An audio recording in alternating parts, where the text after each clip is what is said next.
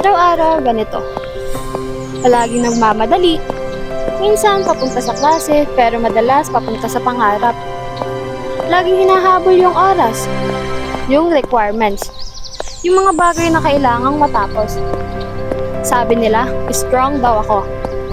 Palaging handa, palaging maayos.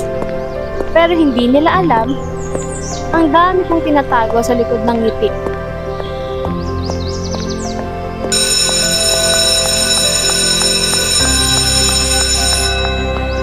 Sa bawat okay lang na sinasabi ko, may mga gabing gusto ko nang sumuko.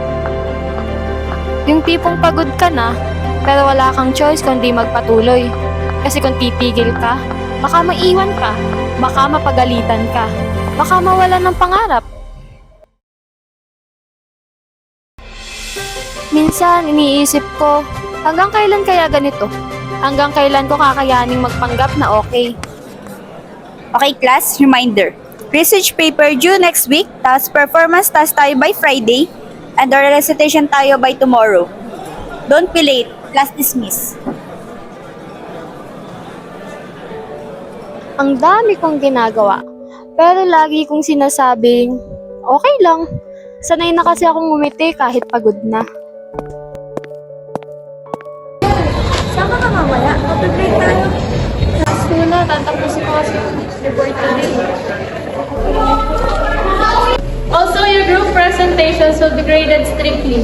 Walang late submissions. Grabe, parang sunod-sunod lahat. Hindi ko na nga alam alin ang unahin ko. Sobrang dami. Kaya pa to. Sanay na tayo sa sabay-sabay.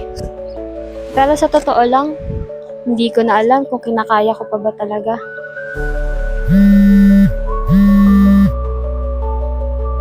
Guys, pacheck na yung slides ha. Bukas na yung presentation.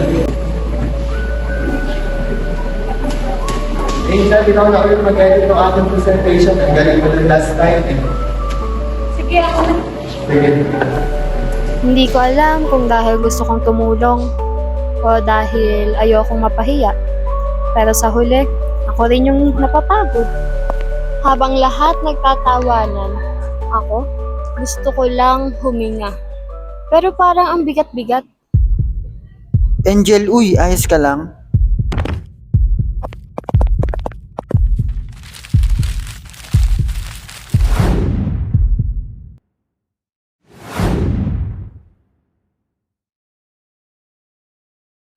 Ha? Nasaan ako? Tahimik pero bakit ganito kabigat?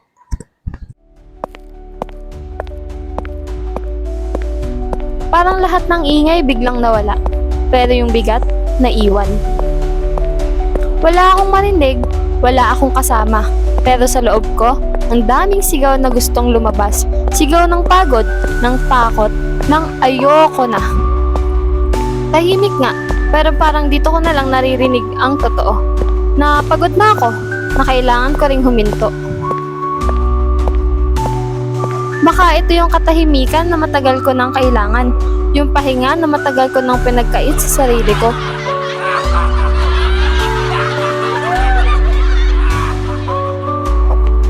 Kaya kahit lutang, kahit pagod, kahit umiiyak na sa loob, ngumiti pa rin, magpanggap na kaya pa, para lang matapos ang araw.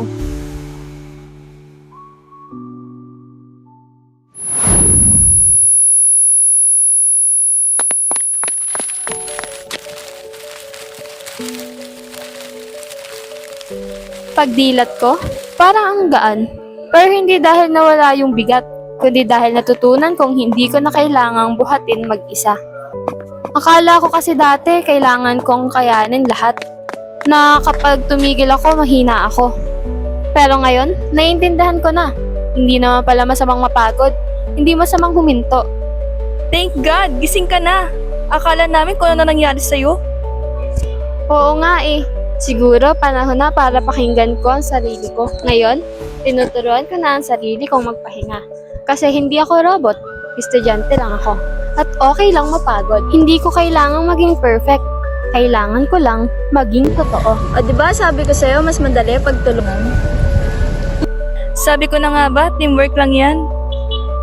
Minsan, yung simpleng pahinga, yun na pala yung sagot. Kasi sa sobrang pagtakbo ko para matapos lahat, nakalimutan kong alagaan yung sarili ko. At ngayong gising na ako, gusto ko nang piliin yung sarili ko kahit minsan lang. Sa likod ng ngiti, may pagod. Pero sa likod ng pagod, may tapang. At sa bawat pahinga, may bagong simula.